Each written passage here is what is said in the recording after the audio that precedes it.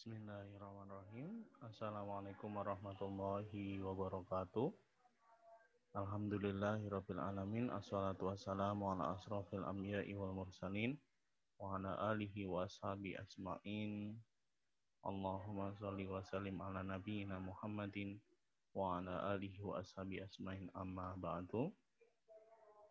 Teman-teman semua yang dirahmati oleh Allah, mudah-mudahan kita semua selalu dalam keadaan sehat walafiat, dilindungi dari segala mara bahaya, dan dibukakan pintu rizki seluas-luasnya.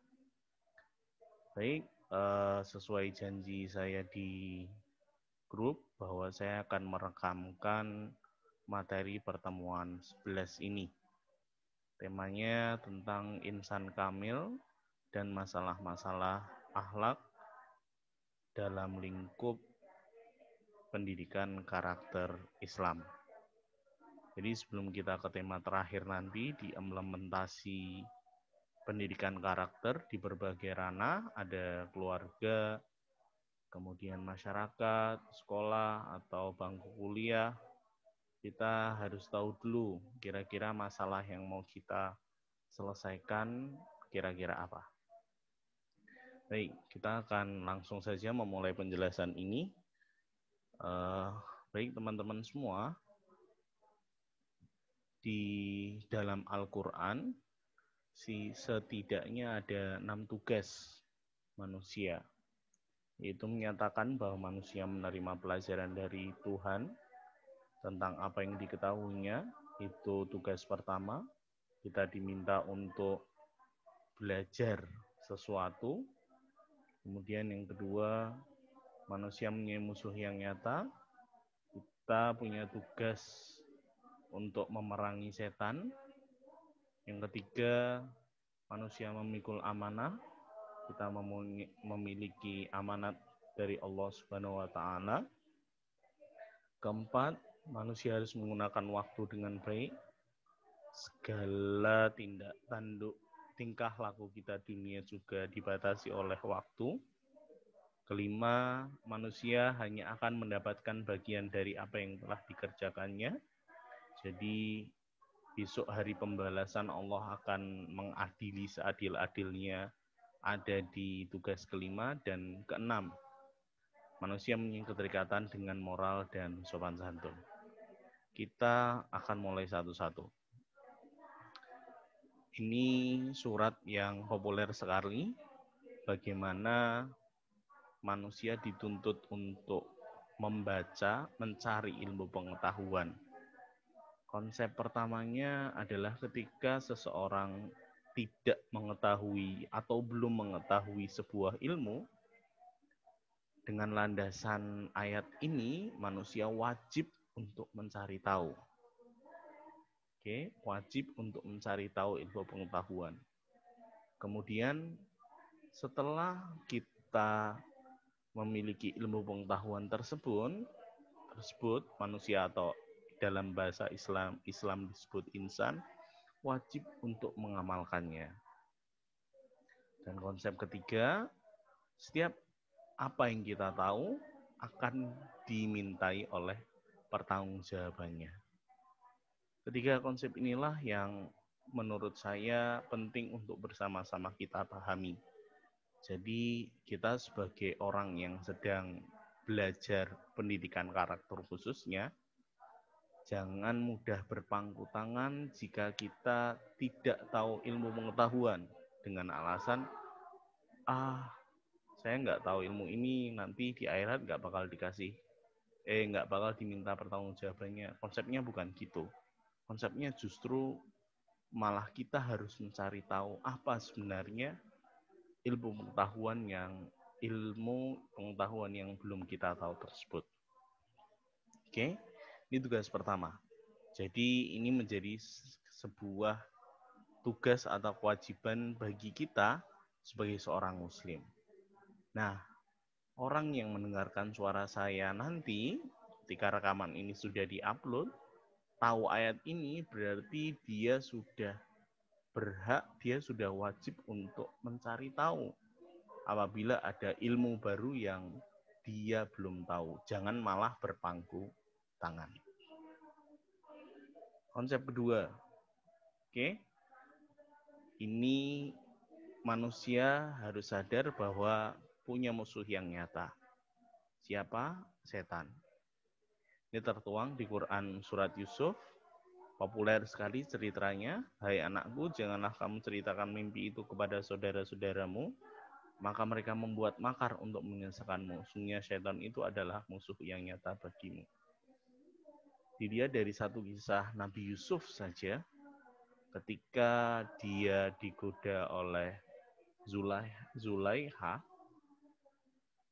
betapa kokoh pendirian Nabi Yusuf untuk tidak mengikuti apa yang diinginkan oleh si Zulaiha.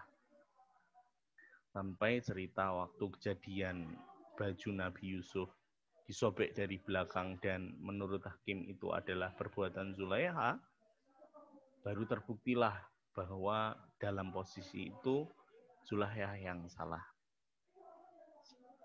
Itu konsep yang kedua. Konsep yang ketiga adalah manusia memikul amanah dari Tuhannya. Konsep ini jelas. Mungkin sudah kita ketahui semasa kecil bahwa manusia adalah khalifah di bumi.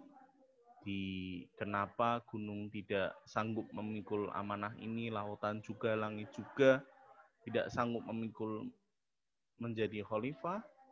Karena hanya manusia yang sanggup dan mengatakan iya untuk berani memikul atau mengelola alam semesta yang diberikan oleh Allah Subhanahu wa taala, yang diamanahkan oleh Allah Subhanahu wa taala. Kemudian konsep selanjutnya, keempat adalah manusia harus menggunakan waktu dengan sebaik-baiknya. Betul, yang sekarang mendengarkan suara saya, umurnya tidak terasa sudah masuk 20 tahun, yang tiba-tiba saja udah 25 tahun, atau sudah 23 tahun tapi belum menghasilkan apa-apa, ya itulah dunia. Cepat sekali dalam melalui tiap harinya. Yang merasa ini sudah mau akhir tahun 2020 saja, itu juga menjadi konsep yang harus kita ketahui bersama. Konsep kelima, Allah itu maha adil, yang konon katanya di dunia ini penuh dengan ketidakadilan. Kenapa besok ada yang namanya Yaumul Hisab atau hari pembalasan? Fungsinya adalah ini, manusia akan mendapatkan jatah keadilan seadil-adilnya pada hari itu. Dan tidak ada satu makhluk pun yang tidak luput dari hitungan Allah Subhanahu wa taala, dari hisabnya Allah Subhanahu wa taala. Dan semua itu pasti yang akan dimintai pertanggungjawabannya hanya yang dia lakukan, tidak atau di luar yang tidak dia lakukan. Dan konsep terakhir adalah manusia memiliki keterikatan dengan moral atau sopan santun. Nah, ini yang sedang kita coba pelajari di mata kuliah pendidikan karakter Islam. Ternyata manusia sudah ada ikatan moral, ada tugas dari Allah untuk memiliki moral dan sopan santun. Dalam ayat yang dicontohkan ini, jelas dan pasti berbuat baik dengan kedua orang tua. Itu sesuatu yang tidak bisa ditoleransi lagi. Oke, itu teman-teman 6 konsep tugas manusia yang ada di dalam Al-Quran. Fungsinya apa Pak Amrul? Kita tahu 6 konsep ini, fungsinya nanti ketika kita akan membuat sebuah model implementasi pendidikan karakter di lingkup-lingkup yang sudah saya sebutkan di atas tadi. Kita lanjut dulu. Siapa yang disebut insan kamil dalam Al-Quran? Yang disebut insan kamil, Nabi sudah menjelaskan bukan berdasarkan rupa, bukan berdasarkan harta, bukan berdasarkan pangkat, tapi disebut insan kamil adalah ketika hati dan perbuatannya hanya dan untuk Allah Subhanahu wa taala.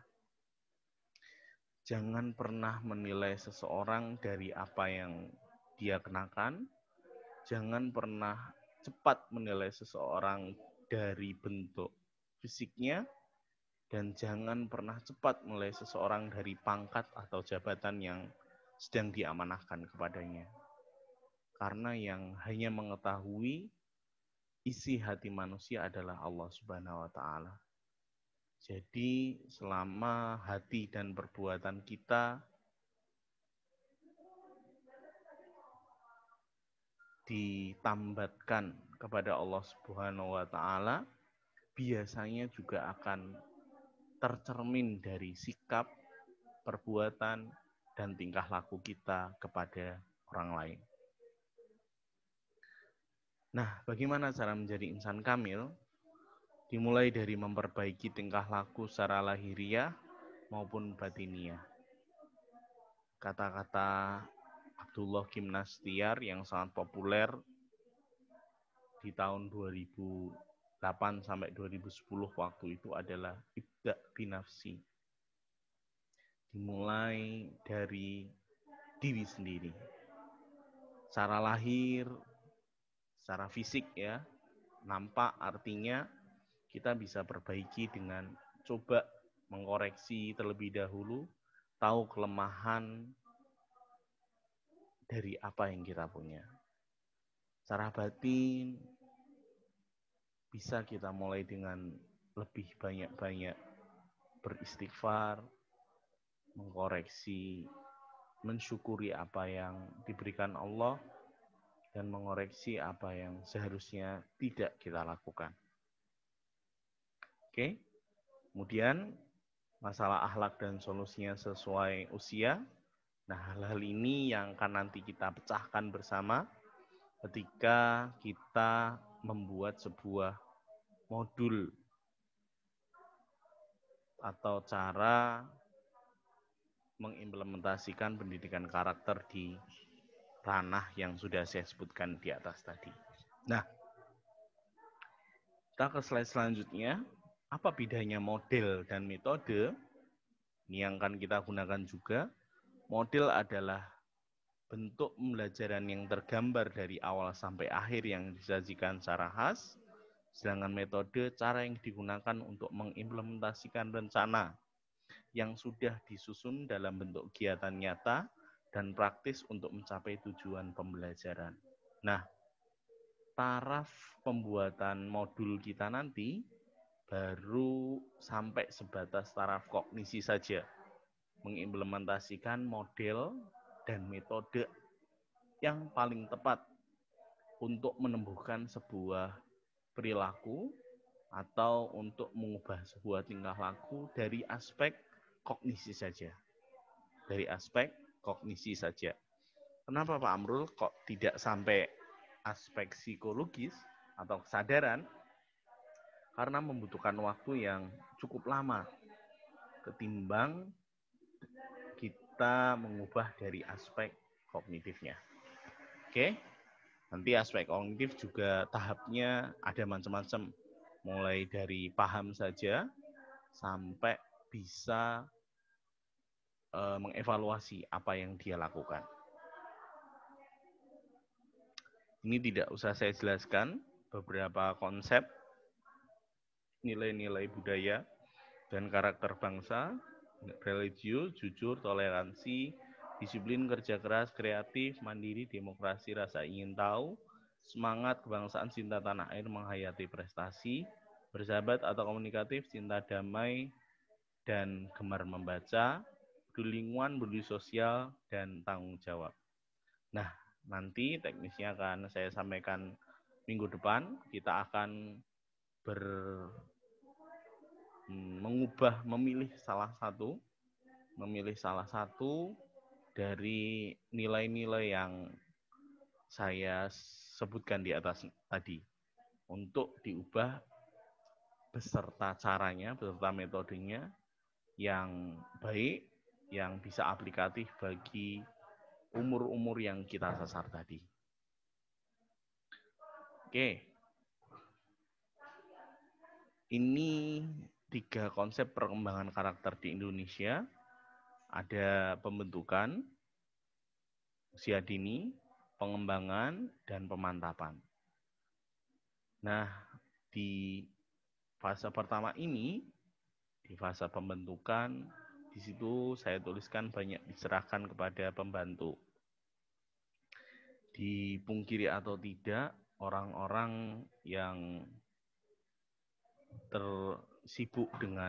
sudah disibukkan dengan pekerjaan akan memasrahkan tanggung jawab pembentukan karakter kepada orang yang bekerja atau membantu urusan pekerjaannya di rumah. Oke. Kemudian di aspek pengembangan di usia remaja, karena lingkungan masyarakat yang tidak kondusif, akhlak individu tersebut, akhlak manusia tersebut menjadi dikatakan tidak baik. Dan terakhir, pemantapan usia dewasa terbentuknya low trust society. Ketika seseorang sudah merasa, ya sudahlah, ini memang jalan takdir saya. Ketika seseorang sudah mengatakan atau keluar kata-kata itu dari mulutnya, artinya kondisi orang itu sudah menyerah dengan keadaan. Padahal dalam Islam, konsep pertama tadi ketika saya mengatakan di awal bahwa kita harus terus untuk belajar. Jadi tidak boleh berpasrah pada keadaan, tidak boleh berpangku tangan pada keadaan. Kemudian ini model-model pendidikan karakter, ada perintah, larangan, motivasi, nakut-nakuti, dialog dan debat, pembiasaan dan keteladanan. Model-model ini nanti bisa dijabarkan teman-teman sesuai dengan model, sesuai dengan metode yang teman-teman pilih. Metode yang teman-teman pilih, model-model ini bisa dijabarkan menjadi sebuah rancangan implementasi pendidikan karakter di ranah keluarga, sekolah, masyarakat, maupun lingkungan kuliah. Oke. Sampai di sini dulu saya merekam materi pada sore hari ini. Nanti kalau ada pertanyaan bisa disampaikan lewat chat. Itu saya akhiri. Assalamualaikum warahmatullahi wabarakatuh.